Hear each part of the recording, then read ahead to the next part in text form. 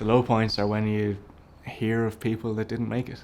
These people set out that morning to achieve something incredible, and they never came home. They never finished the day.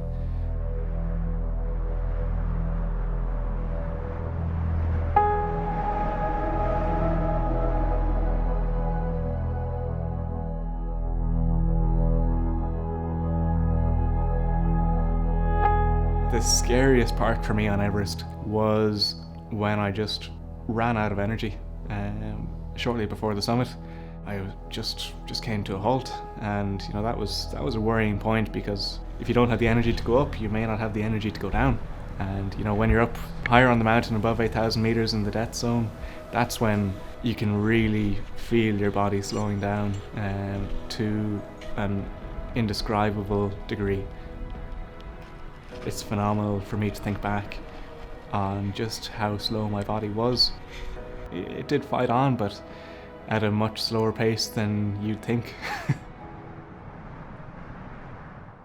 My interest in the outdoors came from my childhood growing up skiing. Every year my family would go out to the mountains in the Alps or maybe in Canada. It was a great time to learn about ourselves and about different sort of environments that we don't have at home.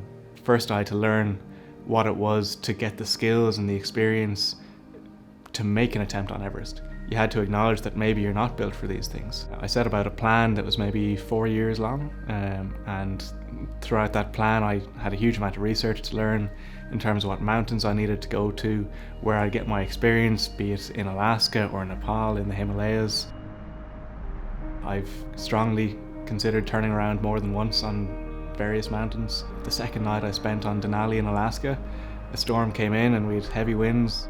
I'd gotten some snow blindness, and I just lay in my tent, my eyes burning, and had to ask myself, was this really a good idea to keep going? Maybe this was going to be too harsh for me. What got me beyond that was, I've always been a major fan of mental preparation. I always sort of visualize what I'm about to expect, what I need to expect. Everything that I was going to do had to count and had to bring me towards my goal.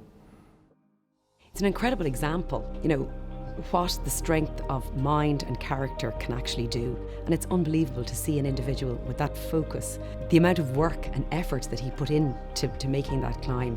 It's incredible to see somebody achieve that. Everyone around me was great. I couldn't have done it without them. Here in work, my team helped arrange my time, that I was getting in my training when I needed to. We were incredibly excited. But we were also very, very nervous, and very nervous for Rob and for our colleague and for the fact that there was one of us out there on the mountain. Back home, my friends and family were able to track the expedition online. We had a GPS tracker that was able to give my location.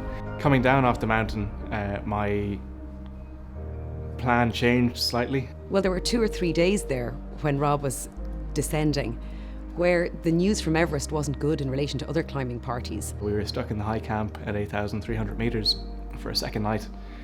This sent all the wrong messages home, that things weren't going according to plan. You can't tell anyone that, and you don't really want to tell them anyway if you could tell them, because things aren't going to plan.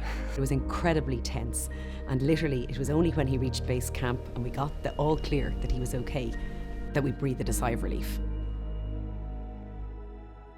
Lots of our people achieve great things in their business and personal lives, and we're always delighted to support that ambition. Becoming the youngest Irish person to summit Mount Everest was an incredible feat for Robert. From day one, it was very clear that Rob was one of the most determined guys you'll ever meet. He had set his sights on climbing Everest at the same time as training to be a chartered accountant in KPMG. And not alone did he summit Everest, he also got all his exams. Reaching the summit was pretty incredible. I've done it. My legs were in pieces, so I sat down on the summit and just looked around, soaked up the view, the experience, the feeling, banked it away in my brain, and said, I'll relish on this in a few days when I get down. That's when you have a bit of closure. The danger aspect is out. We can now rest, recover, recuperate. After being on Everest, the 5 factors that you need to survive have all been put under threat. Shelter, sleep, food, water and oxygen. Once you've seen how those things can be taken from you, then you start to think, what is important, what isn't important. So it's nice to have that sort of perspective on everything.